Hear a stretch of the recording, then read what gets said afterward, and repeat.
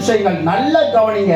இந்த 2 பேரை அவர் காமிச்சு கொடுத்திருக்கலாம், ஆனா கொடுக்கல. ஏன் தெரியுமா? ஏன்?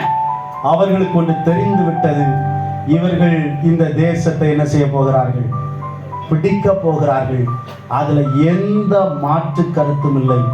100% அவள் கர்த்தரை விசுவாசித்தாள். அல்லேலூயா. இன்னைக்கு நமக்கு விசுவாசின்னு வேறு. அருமையானவர்களே, பாருங்கள், 100% ஆண்டவரை விசுவாசித்தாள். இஸ்ரவேலின் தேவன் வெற்றி பெறுவார். அன்றைக்கு நாம் மடிந்து விடக்கூடாது என்பதற்காக இந்த 2 பேரை அவள் விசுவாசத்தினாலே ஒழித்து வைத்தாள் என்று சொல்லி நாம் எபிரேயர் 11ஆம் அதிகாரத்தில் படிக்கிறோம். அவள் அது மாத்திரம் சொல்லவில்லை, உங்கள் தேவனை பற்றி நான் கேள்விப்பட்டிருக்கிறேன், செங்கடலை 2ஆய் பிளந்தவர், அவருடைய மகிமையை நாங்கள் கேட்டிருக்கையா, வானத்திலும் பூமியிலும் பெரிய தெய்வம். அப்படிப்பட்ட ஒரு தேவன் உண்மையாகவே அவரே பெரியவர் என்று சொல்லி அங்கே வாயினால் என்ன செய்கிறாய்? அறிக்கை செய்கிறதை பார்க்கிறோம்.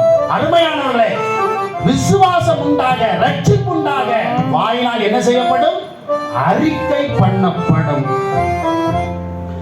பாமக ரிசனிசா நிசரி பாமக ரிசனிசா கமபரிசா நிதனிபா கபமா அமக